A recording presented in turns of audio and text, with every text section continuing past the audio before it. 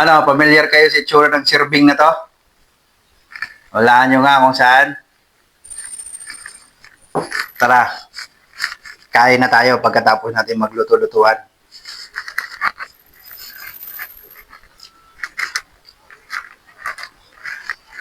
Sarap. Promise.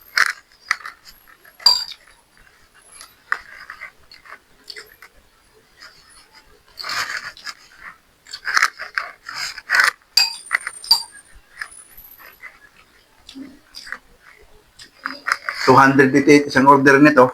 Baka maalala nyo. Kung gusto niyo rin malaman kung paano ko ginawa to, tara, samahan niyo akong magluto. Nagpainit na tayo ng maliit na kaldero. Tapos niready ko na yung ating sibuyas, bawang, tsaka luya. Ito na yung ating karne kaninang baka na nasa 700 grams. Nalagay ko na yung mantika.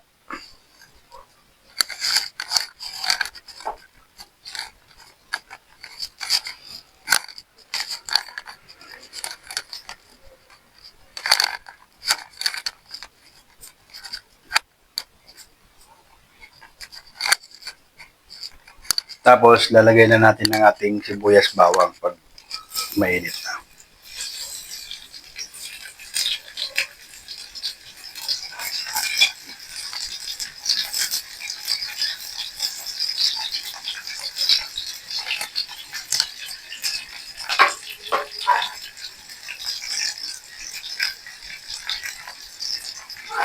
Ito nga ang plan to linuto dahil wala akong pressure cooker.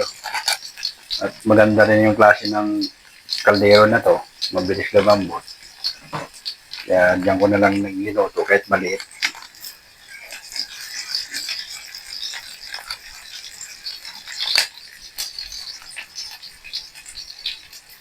Kaya medyo nangamoy na yung ating sibuyas bawang na ginisa. Lalagay na natin itong ating baka. Marinated na nga pala to ng paminta at saka magic sarap.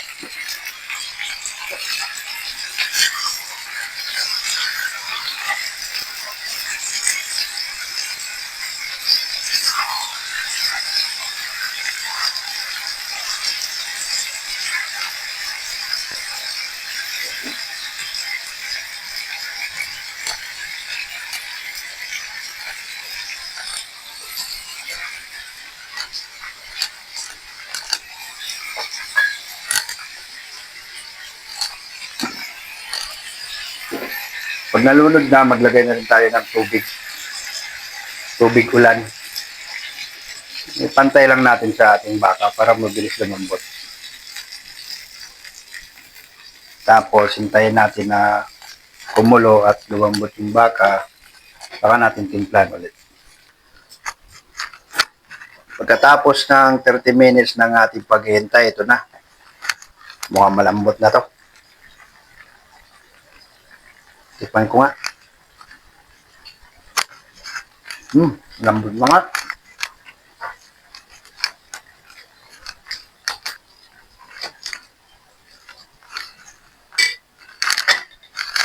Naglagay ako ng bakang maliit. Kinalahati ko lang. Optional lang naman yan. Kung marami naman lulutuin nyo, edi malasa na yun. Ito kasi kunti lang.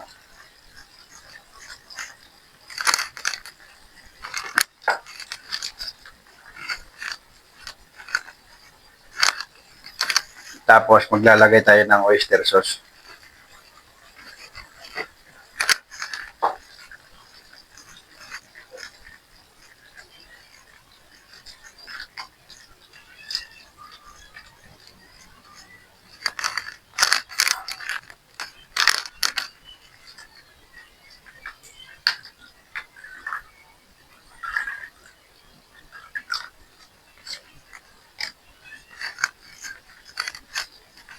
Maglalagay rin pala tayo ng konting toyo.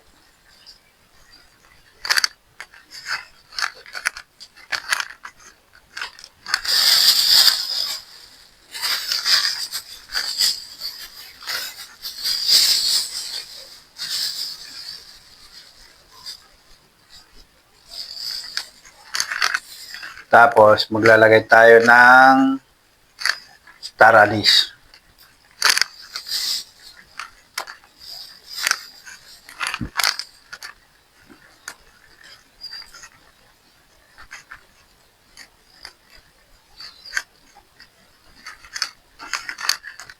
Pakulaan lang natin ulit.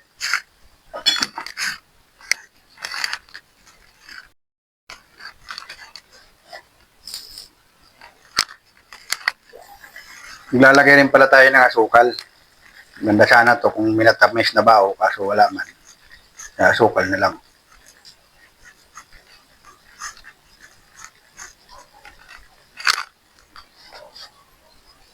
Medyo dinami-damihan ko na.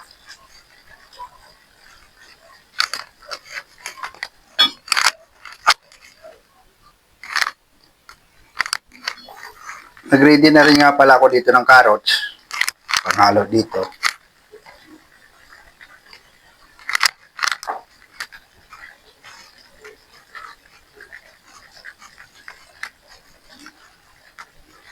Medyo painitan lang natin ng konti. Masarap kasi kung medyo malutong. Pangit din pag masyadong lamog.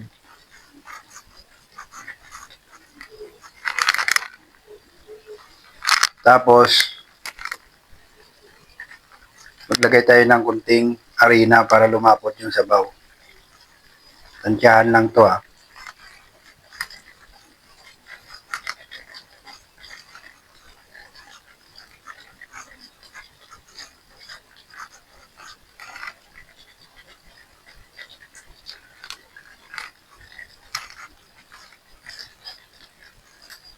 Yun, malapot-lapot na. Yun, pwede na tikman.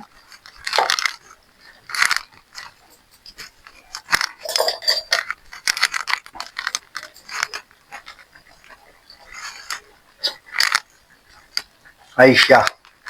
Siyang siya.